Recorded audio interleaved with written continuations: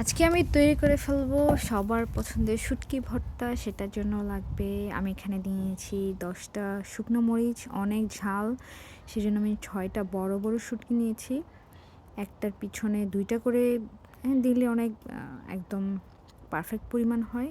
যেহেতু মরিচগুলো অনেক বেশি ঝাল, সেজন্য আমি কম নিয়েছি।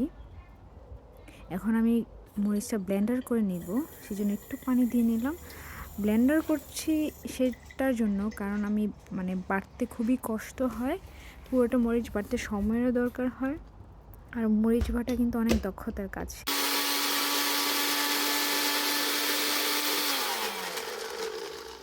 এইটুকুই। এখন আমি শুটকিটা খুব ভালো করে ধুয়ে নিব।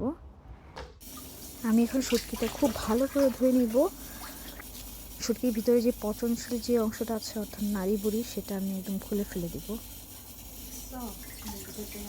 দেশে থাকলে যেটা হয়, লাউ পাতা, কুমড়োর পাতা বা কচু শাকের পাতা দিয়ে শুটকিটা বলে যদি এরকমভাবে তাপ দেওয়া যায়, তাহলে শুটকিটা অনেক বেশি মজা হয়। যেহেতু আমার এখানে নেই, সেজন্য আমি শুধু তাওয়ার মধ্যে শুটকিটা গরম করে নিচ্ছি, ভেজে নিচ্ছি। শুটকিটা হয়ে আসলে একটু লাল লাল হয়ে যাবে, তারপরে একটু ধোয়া ধোয়া হয়ে যাবে বেশি করে। এত মজার ঘ্রাণ! আমার তো মনে হচ্ছে পাশের বাড়ির ব্রিটিশ মহিলারা যদি চিল্লায় দৌড়ে আসে যে এত মজার ঘ্রাণ কোত্থেকে এলো, আমরাও খাবো।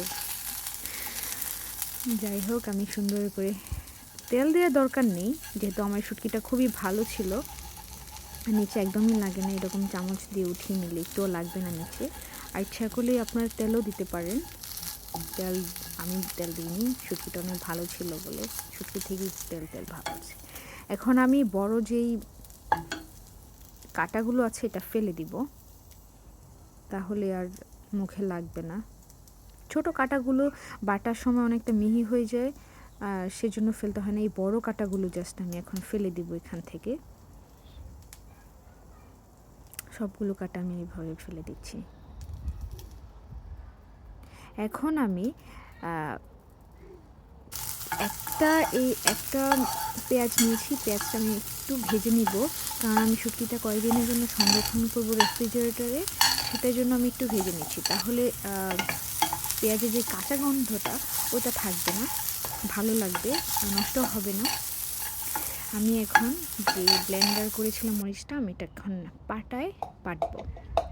দেশ থেকে নিয়ে আসা পাটা, এরকম করে মিহি করে বেটে ফেলবো। আমি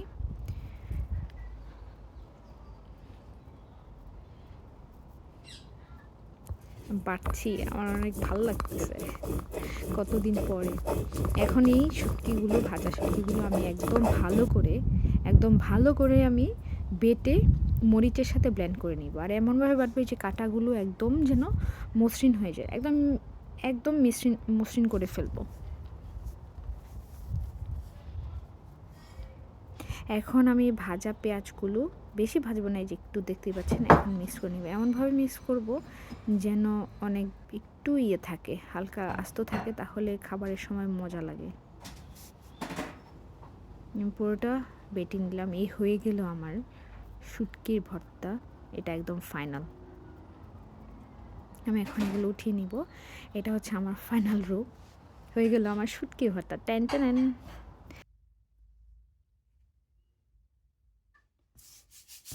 এখন আমি পরিমাণ মতো লবণ নিয়ে আমি স্পুনের সাহায্যে মেল্ট করে নিচ্ছি।